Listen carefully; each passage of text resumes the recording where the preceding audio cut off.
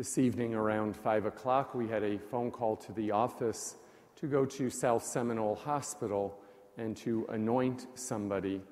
Apparently this lady, she was in the emergency room, and the family called because she's an elderly lady and apparently has been very sick, living in an assisted living facility, and she was transported to the hospital because of a medical condition that happened this afternoon. So I went down to South Seminole and visited with the family, and the doctor was in the room at the particular time, speaking with the family, and the news really was not very good. News really kind of telling the family that their mother probably only had maybe a few more days to live. Being elderly, being that they weren't able to, really there wasn't much they would be able to do. They were speaking about perhaps putting her on hospice care. And so the doctor departed, and he was very gentle, very gracious.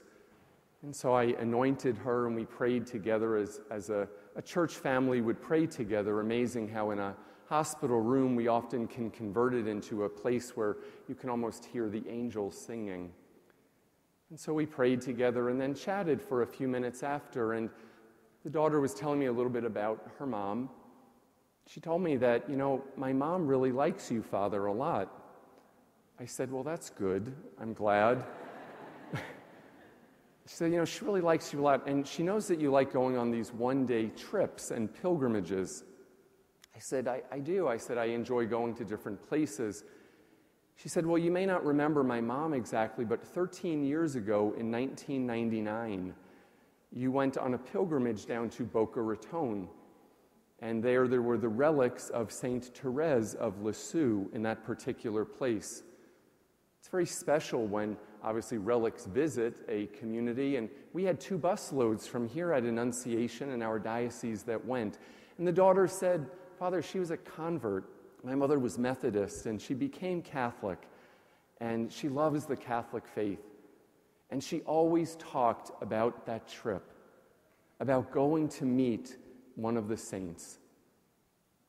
And I left walking through the parking lot thinking, what a beautiful witness that this evening, the honor and the privilege that we have to be here to meet one of the saints, to come close, to be able to touch a person whose life was filled with holiness, a person who really this evening represents for us the entire communion of saints, really a representative from heaven coming really to be with us, that we have that chance to be together.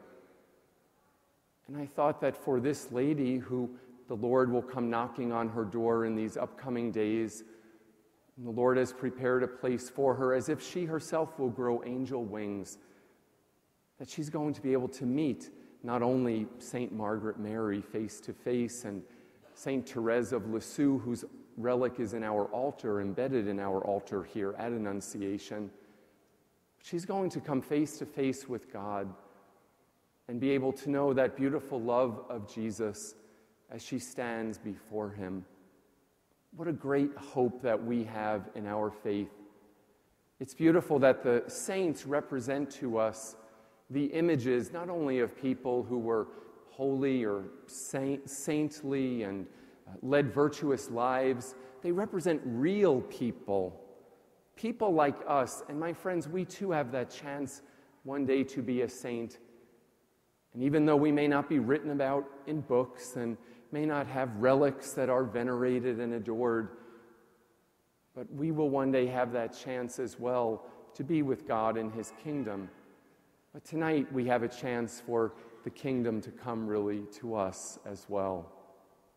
I mentioned about in our altar is embedded a relic of Saint Therese of Lisieux. Something very, very important. Her statue is in the back of our church, that in the midst of this large and grand church, her little way is so important and so critical for us to follow. This evening, these 2 French saints, they're not Irish, Monsignor. I know you had great saints from Ireland, but the 2 French saints are meeting here in this place, that their earthly remains come together. I can only imagine what they're whispering to each other tonight in heaven and what that conversation is. and they're inviting us to be a part of that conversation. So how special is it for us to be together to honor St. Margaret Mary, born in 1647, lived only 43 years, had a lot of illness in her life, had the beauty of the vision of the Sacred Heart come to her and a deeper devotion to it. She was doubted for many years. People didn't believe her. Even her own superior did not believe her. She ended up going to others, and finally there was a greater understanding. And it was not only until after her death that the great devotion of the Sacred Heart and the 9 First Fridays, going to Holy Hour on Thursday evening, going to confession as well, these beautiful practices of our faith, it was not until after her death that they came more alive. So it's beautiful tonight to see a church of so many faithful coming here in order to be present, in order to say, Lord, I want to know you, and I want to know your heart. For each one of us to have that image of the Sacred Heart in our own mind, that we can come forward here in order to be able to think of how God is loving us, how he's pouring out his abundant graces to you and I. And I don't know what's happening in your life. I don't know what you come forward with tonight. But do not be afraid, in the words of Blessed John Paul II, to give it to St. Margaret Mary, to ask for her intercession. As Catholics, sometimes we are questioned about, well, why do you honor the saints? Well, they were great people. I would say, why do we go up to graves and visit the graves in Washington? Why would you go and spend time even before a family member's grave? You go to honor them, to remember them, to speak to them, to give your heart to them. That's what we do tonight. We're paying respects here to a great person of faith and asking for perhaps some of that holiness to come upon us as well. During this year of faith, Bishop Noonan has designated our Mass this evening as a place of pilgrimage, in order that a plenary indulgence, a word that's not very understood, may be granted upon those who are here. Indulgence meaning a special grace from God, a special blessing, an act of good work or penance. Your sacrifice being here tonight is saying, Lord, I want to know you, I want to love you, and I want to serve you. And I want to be able to share that, as our mission statement says here at Annunciation. Annunciation hearts are burning to know, love, and serve God by loving and serving others. To have a heart that is on fire, to have a heart that is like the saints, to be able to take that flame and give it to others. To be able to be a light in the world in this year of faith, that we can remember the great saints, that we can celebrate the life of community, and we can believe that we truly can make a difference in the world. That is what God is asking of us. Tonight, we also remember Blessed John Paul II and give thanks for his life, the second longest reigning pope in all of our history.